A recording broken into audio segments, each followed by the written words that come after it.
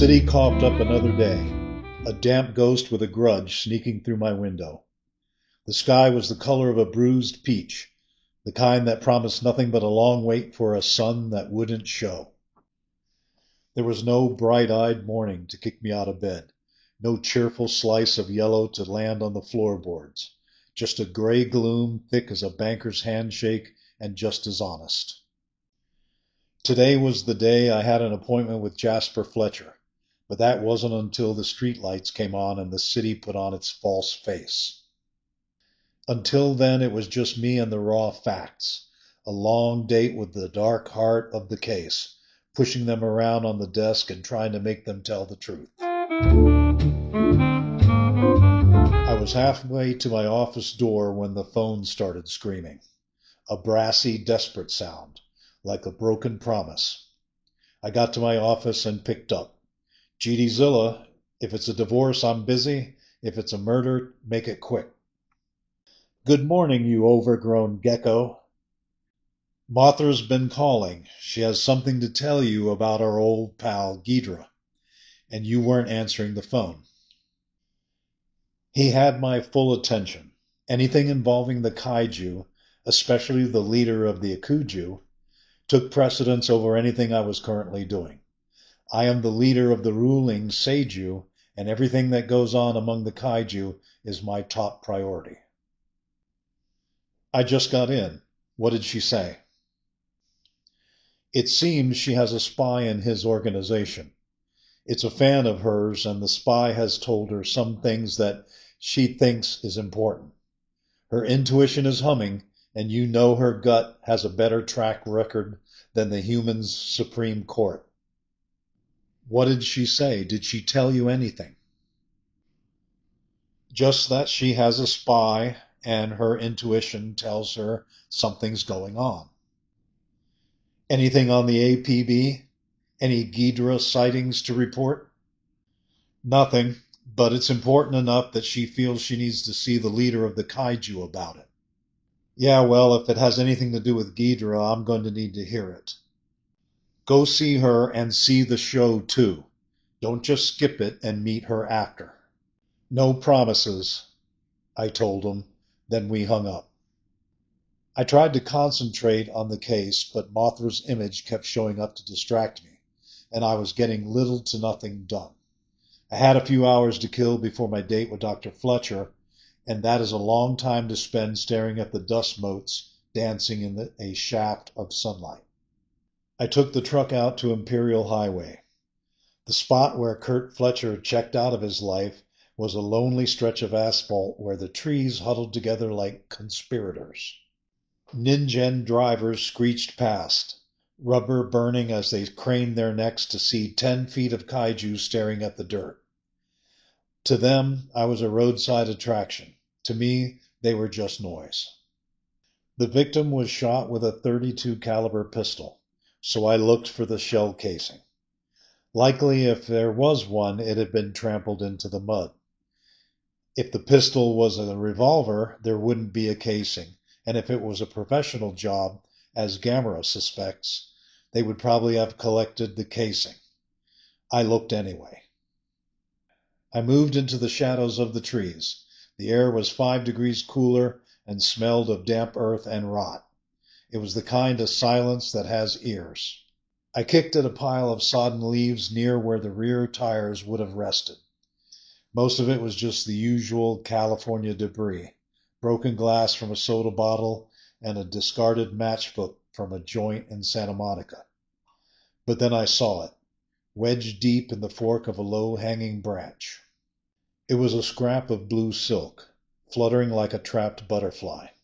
Expensive, heavy weave, the kind of fabric that doesn't exist at Sears or Woolworth's. The color was a twin to the dress Dolores Fletcher wore when she first brought the Fletcher problems into my office. I slipped the swatch of fabric into my pocket. After 30 minutes more of searching without finding anything, I got back into the truck. Still enough time to go see the coroner before going to West Adams.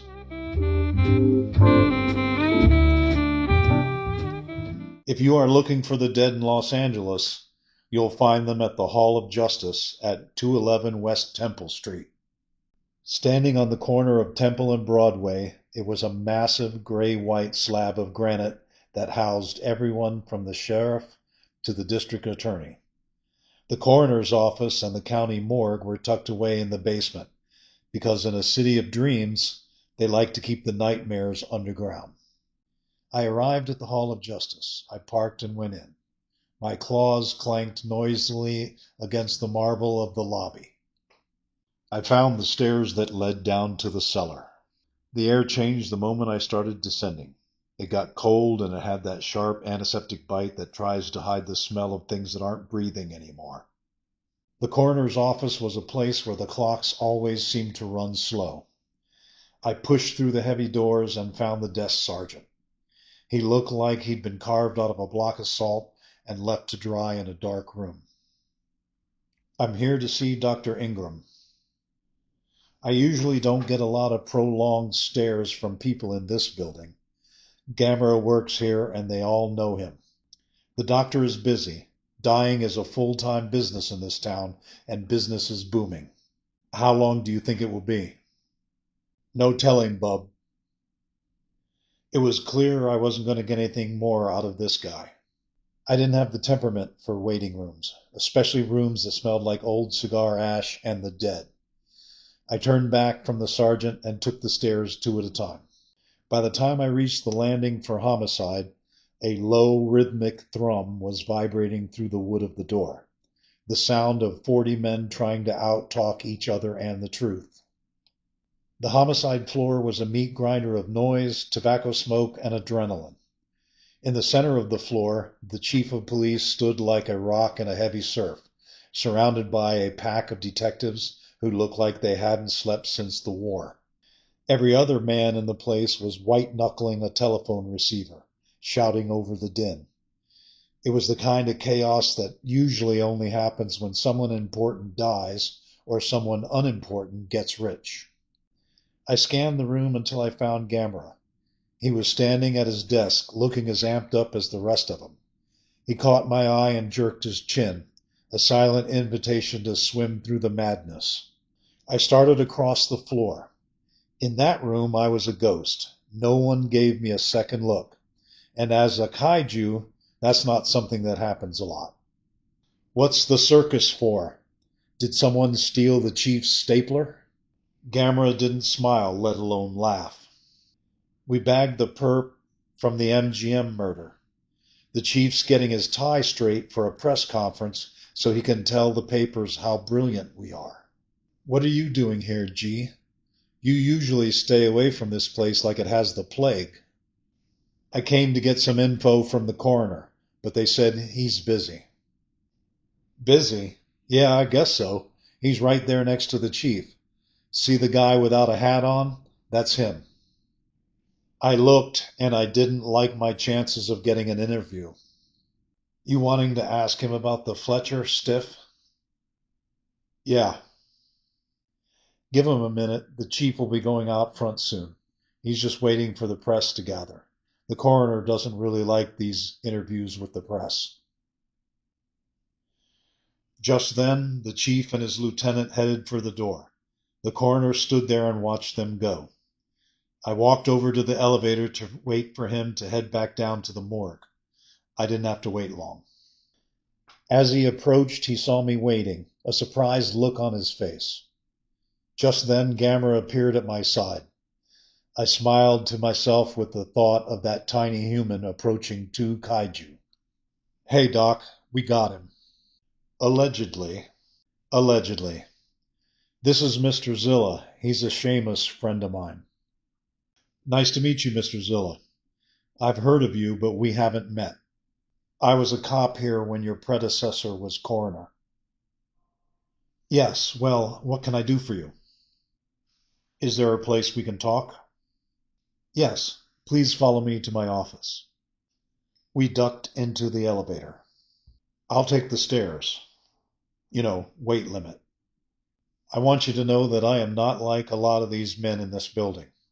Your friend will tell you. I have nothing against kaiju. I've been to Mothra's show several times. She's great. Yes. Why does every conversation keep driving toward Mothra? Ah, here we are. My office is just there. Gamera joined us and we drifted into the coroner's office. The room smelled of formaldehyde and cheap cigars, a scent that sticks to your throat and stays there for dinner. It was a cold, high-ceilinged box of a room, tiled in a shade of white that had long since surrendered to a sickly yellow. Through the frosted glass of the door to the morgue, you could see the shadows of the refrigerated drawers, the filing cabinets of the forgotten. The doc dropped into a swivel chair that complained loudly. He looked like a man who had seen too many sunsets from the wrong side of a scalpel.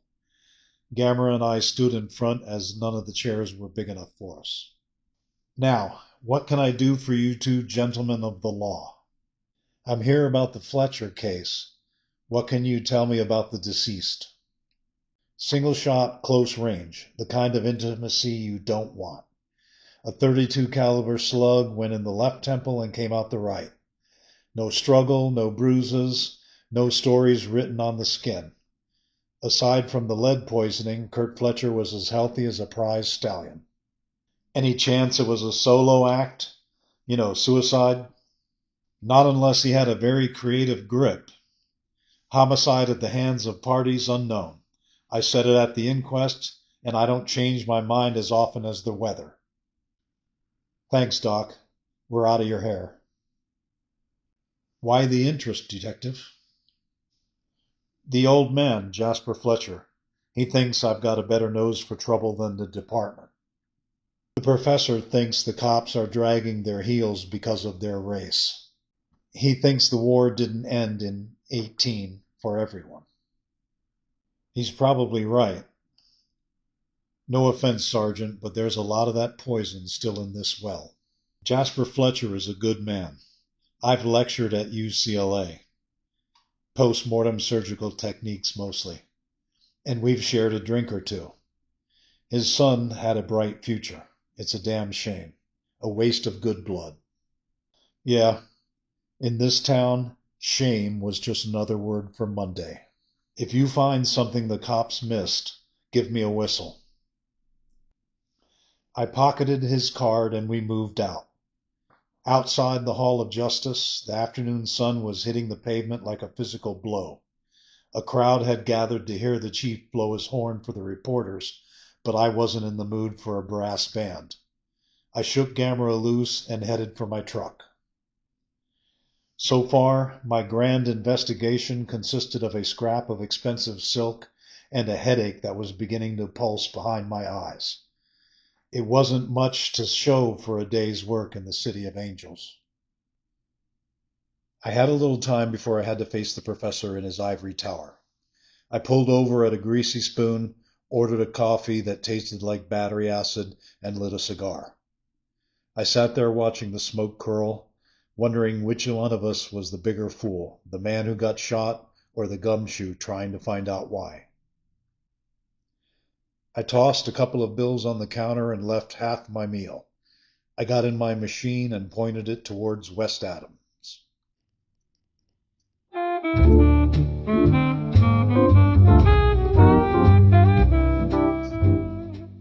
The air in West Adams was thick enough to chew, humidity rolling off the Pacific that smelled of salt and unfulfilled promises. The house sat back from the street behind a circular drive, a sprawling Spanish Renaissance pile that looked like it had been bleached by the sun and left to rot in its own dignity. It was the kind of place that didn't just have an address. It had a pedigree and a high-walled silence that told you your bank account wasn't nearly long enough to be standing on the lawn. A lone coupe sat in front. Its chrome glinted with a cold, hard light that matched the atmosphere of the estate. It was a beautiful place, if you liked the smell of old money and the kind of quiet that only comes from burying your secrets deep under the foundation. I stepped out of the truck, and the West Adams air hit me like a damp towel in a locker room. The Fletcher estate didn't just sit on its lot, it loomed. a white stucco ghost haunting on its own manicured lawn.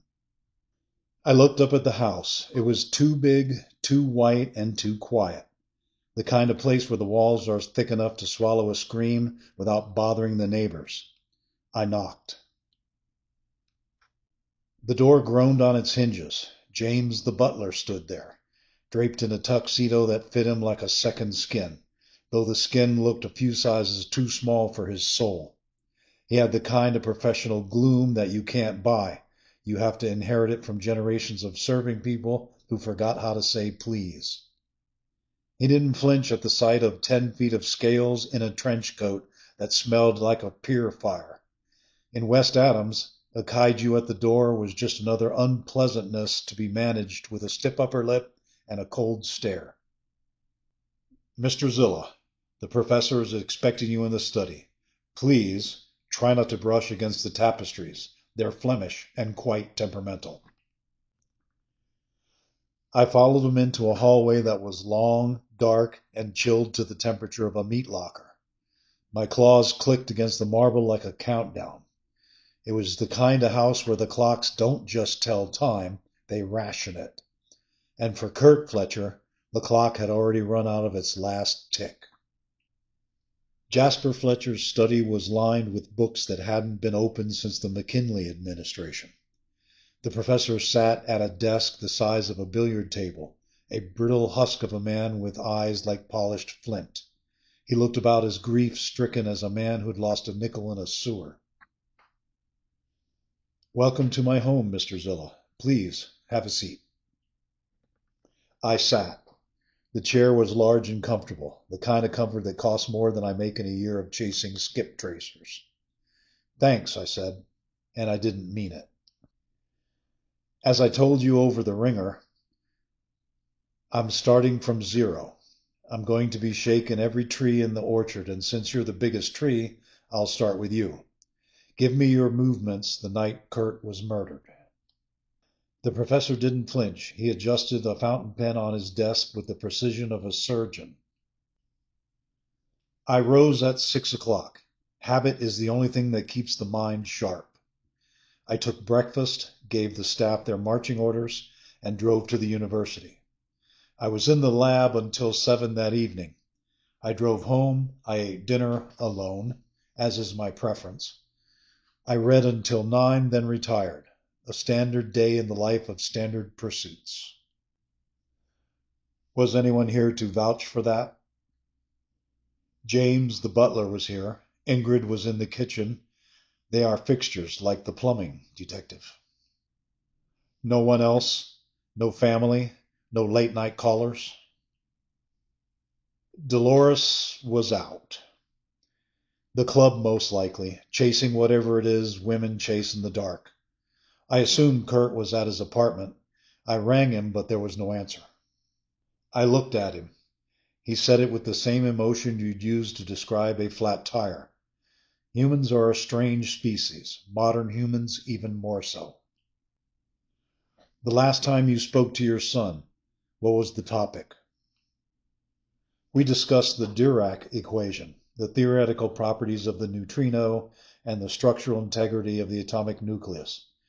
We are men of intellect, Mr. Zilla. We do not wallow in the trivial. Nor do you waste time in mourning, I thought to myself. I scratched in my notepad.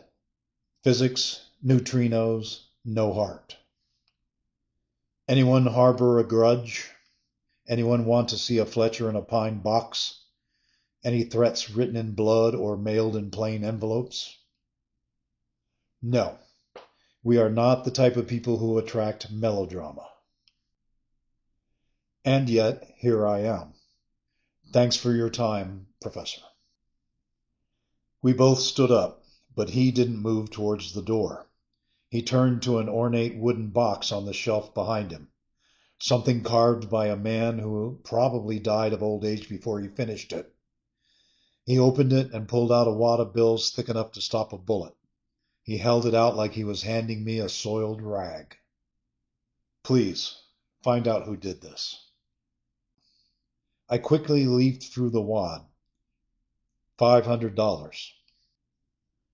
This is too much, Professor. I haven't even burned a gallon of gas yet. Take it. Solve the case. Keep me informed. My time is valuable. Don't waste it with small talk. I pocketed the green stuff and let the butler lead me out. The butler, James, was straight out of a central casting call for the gloomiest estate in Bel Air. He moved like he was walking on eggs he didn't want to break. At the door, I put a hand on the frame. What kind of man was Kurt, really? Strip away the physics and the family name. James pulled his chin in. His face was a mask of professional indifference. Would I speak ill of the dead, sir? I would not. The silence stretched out between us, long and thin like a piano wire. I waited. In this business, the man who speaks first loses. He opened the door, the hinges whispering a warning. The young Dr. Fletcher was a fine young gentleman, sir. I nodded, stepped out into the evening light, and headed for my machine. The money in my pocket felt heavy, but the air felt heavier. I drove away having learned nothing except confirmation that Jasper Fletcher had not a shred of emotion in him. I had enough time to get to the Midnight Orchid and see Mothra's opening number. The air this evening was thick with the smell of smog, ocean salt, and desperation, a scent I'd grown used to since I traded my Flatfoot's badge for a trench coat that didn't fit and a city that didn't care. Humans. We called them Ningen back before the long sleep. Back then they struggled just to stay out from under our heels. Now it's the streets of LA doing the crushing. They spend their short lives beating, stabbing, and swindling for scraps. They were like the atoms they were trying to split, always colliding, always breaking something. I really needed to hear Mothra's songs tonight.